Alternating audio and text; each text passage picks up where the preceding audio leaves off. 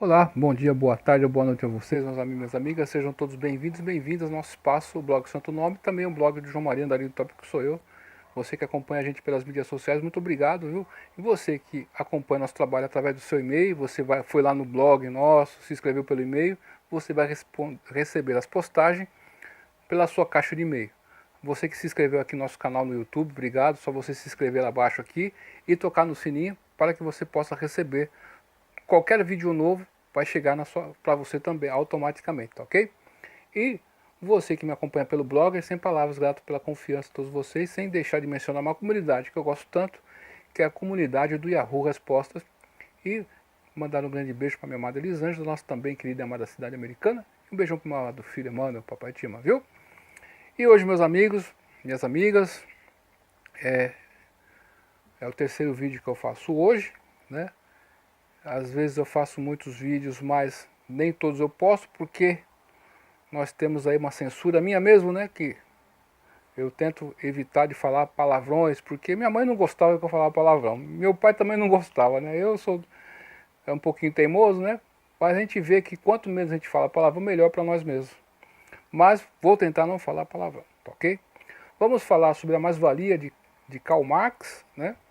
Já fizemos um vídeo sobre isso, mas lendo algumas coisas sobre a mais-valia, voltamos a reiterar que a mais-valia é um grande erro da filosofia marxista. É engraçado como existem professores universitários, né, pessoas que têm doutorado, né, doutorado em sociologia, que propagam essa ideia da mais-valia. Mas, meus amigos e minhas amigas, abaixo desse vídeo eu vou deixar um link de um livro que está em PDF, né? Está no nosso SlideShare. É um livro raro, né? E foi feito em 1946. Ele foi feito em 1946 e publicado em 1947, hein? Vejam vocês, hein? Quanto tempo já faz, né? E esse livro fala sobre o quê? A filosofia do marxismo. Para você saber como uma coisa está hoje, significa que se você voltar um pouco no passado e as ideias que sucederam antes, aquelas ideias que estavam ali soltas, foram parar na cabeça de alguém, não é verdade? E influenciou essas pessoas. Conosco é a mesma coisa, né? Algumas ideias nos influenciam, correto? Claudino Piletti, ou Nelson Piletti, não me lembro agora, tem um livro, Didática Geral, pela editora Ática, um livro que eu recomendo que você leia, muito bom mesmo. Ele diz o seguinte nesse livro, que o comportamento humano, ele é baseado em fatores, e há inúmeros fatores que fazem com que o comportamento humano mude, correto? Então, eu estou com vontade de correr agora aqui no meu prédio aqui, né, no condomínio, um lugar simples aqui, né, da MRV. Eu quero correr no condomínio aqui, fazer um exercício. Ah, mas me deu uma dor de barriga agora, tal, então. Então, essa condição fez eu mudar meu comportamento, correto? Um fator psicológico, a mesma coisa. Um fator econômico, a mesma coisa, pode fazer-nos mudar de comportamento. Você, de repente, você quer ir para um cinema e para economizar para você ir passear com a sua namorada, você não vai naquele cinema aquele dia, para num outro momento você poder desfrutar de um jantar com a sua namorada, um exemplo, né? Então, aquele fator econômico fez você mudar o seu comportamento, correto? E o mesmo vale para a política. A política vai fazer você mudar o seu comportamento às vezes. Em 1996, na LDB 9394, né, começou-se a década da educação, onde se estabeleceu que de 96 a 10 anos iríamos ter o fim do magistério de nível médio e todos os professores iriam ter nível superior, correto? Essa mudança política e legislativa fez com que muitos professores que só tinham ensino médio voltassem para as faculdades, voltassem a estudar. Então, um ato político fez o comportamento de algumas pessoas mudarem. Então, a todo momento, nós estamos sofrendo influências de muitas coisas. né? E isso vai afetar nosso comportamento. Tem coisas que vão mudar nosso comportamento, que nós estamos conscientes, e tem outras coisas que nós não estamos tão conscientes assim, correto? Eu falei tudo isso aí para mostrar que as ideias que pessoas no passado tiveram, né, vai influenciar em algumas pessoas no presente. Então a mais-valia nada mais é do que a diferença, né, é uma diferença do valor final da mercadoria produzida e a soma dos meios de produção e do valor do trabalho, que é a base do lucro do sistema capitalista. Essa é a teoria da mais-valia. Mas, meus amigos, minhas amigas, se você pensar um pouco, vai ver que essa teoria não tem pé nem cabeça. Por quê?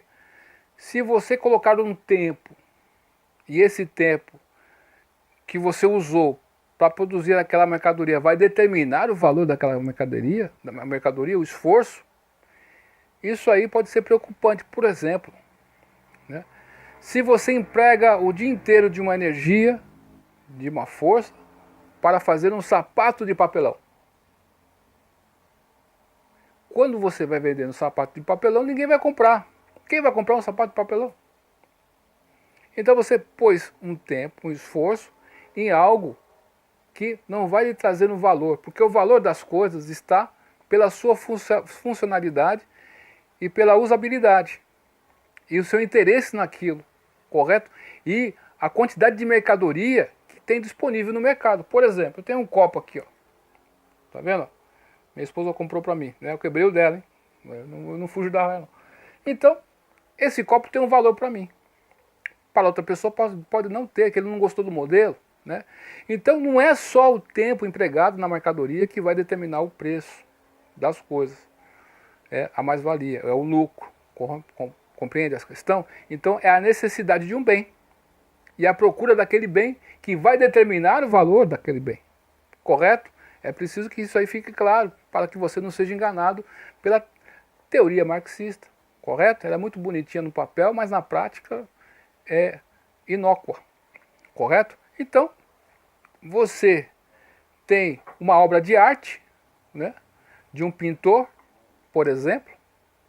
Qual que é o valor desse trabalho aí? Como é que você vai calcular o valor desse trabalho aí? Pelo tempo, pelo quê? Porque não tem. Então, é por um grupo de pessoas que tem interesse naquilo e acham que aquilo é uma obra de arte. E elas vão pagar um certo valor que elas acham correto por aquilo. Por exemplo, dois cantores, correto? Eles estudaram na mesma escola, são compositores, né? E um faz uma música de um jeito, outro faz uma música de um outro jeito. O que vai determinar qual o valor da música de um e de outro vai ser o mercado. Não o tempo que uma pessoa fez a música, né? Então a obra de arte é a mesma coisa. Só pela obra de arte nós vemos que a mais-valia já é um erro grosseiro. Então, as coisas, elas têm valor pela quantidade que tem daquele bem no mercado e pela necessidade que cada um tem daquilo. Por exemplo, quando na televisão falou-se muito sobre a vacinação da febre amarela, muitas pessoas ficaram em pânico e começaram a comprar vacina e tomar vacina. É R$800 a vacina aqui, é R$1.000 ali. Eu confesso que eu nunca me preocupei com isso. Sabe? E aqui estou até hoje, né? Então, mas para algumas pessoas aquilo foi importante. Então elas pagaram um preço, correto? Era escasso,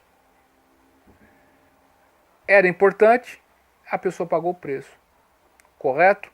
Então as coisas e os preços são determinados pelo mercado.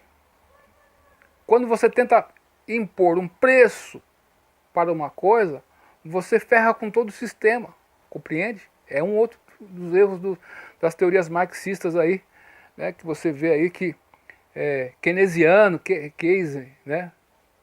Eu vou procurar o nome corretamente, depois eu falo para vocês. Então, esse é um erro grosseiro. Por quê? um pouquinho mais de profundidade na coisa, você vê que está errado. É por isso que um Estado socialista, a economia vai mal. Você vê lá em Venezuela como que está, né? Eles tentam determinar o preço das coisas, ferra tudo. Então, vemos que quando o governo determina o salário mínimo, vai ferrar tudo. Você acha estranho isso? Faça as contas e você vai ver que fica estranho. O mercado e a necessidade do mercado e o acordo das pessoas que devem fazer isso. Correto? Então essa liberdade faz com que a necessidade de certas profissões que não exijam muitas habilidades, consigam essas pessoas serem absorvidas pelo mercado, pelas indústrias, né, o comércio. Aquela pessoa vai entrar numa função simples, vai aprender o serviço, aquela empresa vai ensinar aquele serviço que às vezes não consegue aprender numa escola e dá continuidade. Mas quando você coloca um limite ali, você vai burocratizar as escolhas. Então aí você vê, aqui em Americana teve aí uma feira, né? Teve muitas pessoas, aí foi lá no shopping Tivoli. Ali não, Tivoli é Santa Bárbara. Desculpa, é muito próximo. Então, fila quilométrica, né? Jovens e não tão jovens assim, né? Para entregarem seus currículos ali naquela feira que teve. Aí as pessoas da bancada analisam, né? Ó, para a pessoa que tiver assim, você faz isso. Se a pessoa que está assim, tal, tal. São muitas coisas, mas na verdade é que está faltando emprego. Então você fica colocando, inventando coisinhas para eliminar as pessoas, falar a verdade. Correto? O que vai determinar se a pessoa vai ser boa ou não é a prática do dia a dia nela na função. O resto é tudo conversa fiada. De departamento de RH, só para eliminar as pessoas. Você coloca o segundo grau para eliminar quem não tem.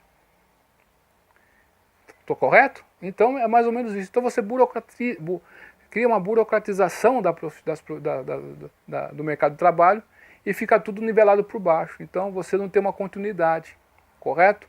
Então, essa mais-valia de Karl Marx é um erro grosseiro e você vê que nem tudo que tem no mundo se determina pelo tempo e pelas coisas, mas como eu falei, por esse copo aqui, ó, é a necessidade. Eu estou sem copo em casa, eu preciso de um copo, né? Então, por exemplo, você está numa festa aí, numa balada, correto? Ou melhor, você está lá em Olambra, aqui é perto daqui, né? Em Olambra lá, pessoal de Arthur Nogueira, abração para vocês, meus amigos, hein? Isaías aí, tal, ó, saudade de vocês, hein? Poxa vida, viu? Então, você vai lá em Olambra, você tem um restaurante dentro de Olambra, tem o espetinho Mimi, né? Que eu gosto tanto daquele queijinho coalho na brasa, hein, meu? Que delícia, hein? E eu estava com meu amor o ano passado, né, lá em Olambra. A gente foi no restaurante lá dentro. Então você tem que pagar o preço dali, porque você quer comer e não tem outro lugar. Então você vai pagar o preço, correto? A sua necessidade. Você quer comer, então você vai pagar aquele preço. Porque você precisa daquilo, correto? Então, aquele espetinho que estava ali, em outro lugar é a mesma coisa. Então, é a sua precisão no momento. Correto? Então, as coisas não são determinadas só pelo tempo imposto, pelo tempo de trabalho ali, né? Tem todos outros fatores, por isso que nós demos o exemplo dos outros fatores, né? De uma ação para se construir um bem, né? E quanto mais o homem, por exemplo, outra teoria de Karl Marx, que vai por terra, né? Só para exemplificar aqui, nós vemos aí, por exemplo, que as máquinas vão desempregar os homens. Mas peraí. Para se fazer as máquinas, precisa de profissionais. Então, na verdade, vai ter pessoas que vão fabricar as máquinas, pô.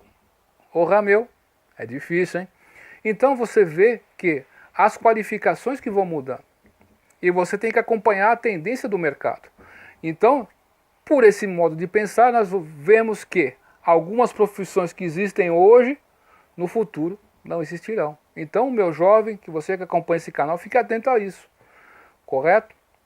Se o mercado está dizendo como você tem que se comportar numa fila, você se comporta daquele jeitinho, tal, faz aquele bonitinho, tal. Na entrevista você age assim, age assado. Mas o melhor mesmo é que quando você estiver na função sua lá, executando o seu trabalho, você dê o seu melhor, né? E seja proativo e seja uma pessoa que vai colaborar para aquela empresa, correto? O resto tudo é balela.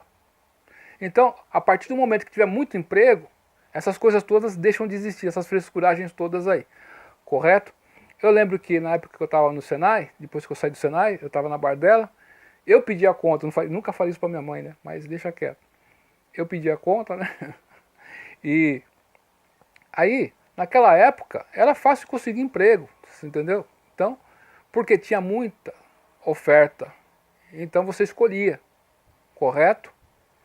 Quando é escasso, você trabalha por qualquer coisa, correto? Então, é mais ou menos isso aí. Meus amigos, minhas amigas, muito obrigado pela atenção até aqui, né? Mas valia um erro grosseiro intencional do vagabundo, xarope, otário, Marx. Duvide de tudo, depois duvide da dúvida. Estude hoje, porque amanhã pode ser. Tá? Até mais, tchau.